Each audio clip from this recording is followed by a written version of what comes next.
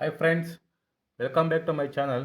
ಇವತ್ತಿನ ವಿಡಿಯೋದಲ್ಲಿ PCPSI notification ಆಗಿದೆಯಾ ಇಲ್ವಾ, ಇದು ಸುಳ್ಳ ಅಥವಾ ಇವು ನೋಟಿಫಿಕೇಷನ್ ನಿಜನಾ ಎಂಬುದರ ಬಗ್ಗೆ ವಿತ್ ಪ್ರೂಫ್ ನಾನು ನಿಮಗೆ ತೋರಿಸ್ತಾ ಇದ್ದೀನಿ. ಇವತ್ತಿನ ವಿಡಿಯೋದಲ್ಲಿ PC ಮತ್ತು PSI ವೈರ್ಲೆಸ್ ಜಾಬ್ನ ಭರ್ತಿ ಮಾಡ್ಕೊಳ್ಳೋದ್ರ ಬಗ್ಗೆ ಒಂದು ವಿಧಾನಸೌಧಕ್ಕೆ ಲೆಟ್ರ್ ಬರೆದಿದ್ದಾರೆ. ಆ ಲೆಟ್ರಲ್ಲಿ ಏನಪ್ಪ ಇದೆ ಅಂತಂದರೆ, ವಿಷಯ ಬಂದ್ಬಿಟ್ಟು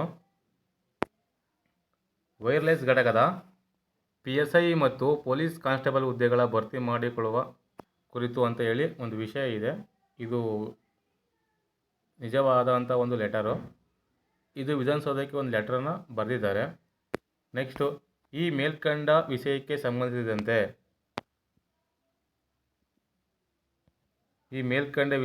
ಸಂಬಂಧಿಸಿದಂತೆ ಹೆಚ್ಚುವರಿ ಪೊಲೀಸ್ ಮಹಾನಿರ್ದೇಶಕರು CLM ರವರ ಉಲ್ಲೇಖಿತ ಪತ್ರಗಳಲ್ಲಿ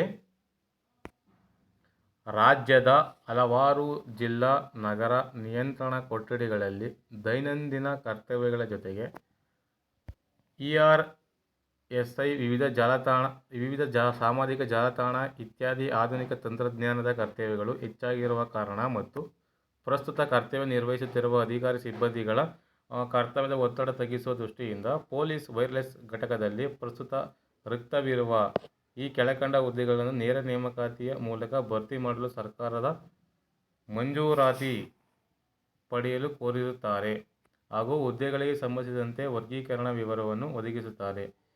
ಈ ಒಂದು ಲೆಟ್ರಲ್ಲಿ ಒಂದು ವೈರ್ಲೆಸ್ PCPSI ನೇಮಕ ಮಾಡ್ಕೋಬೇಕು ಅಂತೇಳಿ ಇದೆ. PSI ವೈರ್ಲೆಸ್ ಎಷ್ಟು ಪೋಸ್ಟ್ ಖಾಲಿ ಇದೆ ಅಂತಂದರೆ, ಇದು ಬಂದ್ಬಿಟ್ಟು 49 total. Next police constable only PC ಹುದ್ದೆಗಳು 229 ಹುದ್ದೆಗಳು ಖಾಲಿ ಇವೆ.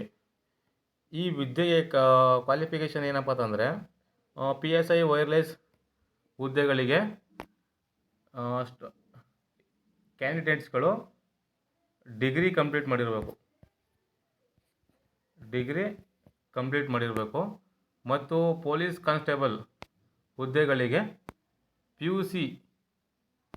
PUCಯನ್ನು ಕಂಪ್ಲೀಟ್ ಮಾಡಿರಬೇಕು. ಅದು PUC ಏನರಲ್ಲಪ್ಪ ಮಾಡಿರಬೇಕು ಅಂತಂದರೆ, PUCನ ಓನ್ಲಿ ಸೈನ್ಸಲ್ಲಿ ಮಾಡಿರಬೇಕು. Science student can apply. Only science student ಮಾತ್ರ ಅಪ್ಲೈ ಮಾಡೋಕ್ಕೆ ಸಾಧ್ಯ ಈ ಒಂದು wireless police constable. Next PSI ಹುದ್ದೆಗಳನ್ನು ಕೂಡ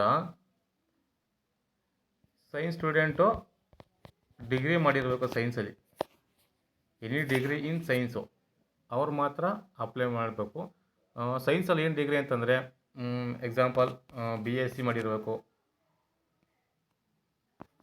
BSc ಅಥವಾ BScಲಿ BSc ಮಾಡಿರ್ಬೋದು, BSc ಇನ್ ಅಗ್ರಿಕಲ್ಚರ್ ಅವರು ಕೂಡ ಅಪ್ಲೈ ಮಾಡ್ಬೋದು, ಅಥವಾ BSc ಇನ್ ಫಾರೆಸ್ಟ್ರಿ ಇವರೆಲ್ಲ ಕೂಡ ಈ ಒಂದು ಹುದ್ದೆಗೆ ಅಪ್ಲೈ ಮಾಡ್ಬೋದು. ನೆಕ್ಸ್ಟ್ ಕಾನ್ಸ್ಟೇಬಲ್ ಕೂಡ ಅಷ್ಟೇ, PUCಲಿ ಸೈನ್ಸ್ ಮಾಡಿರಬೇಕು.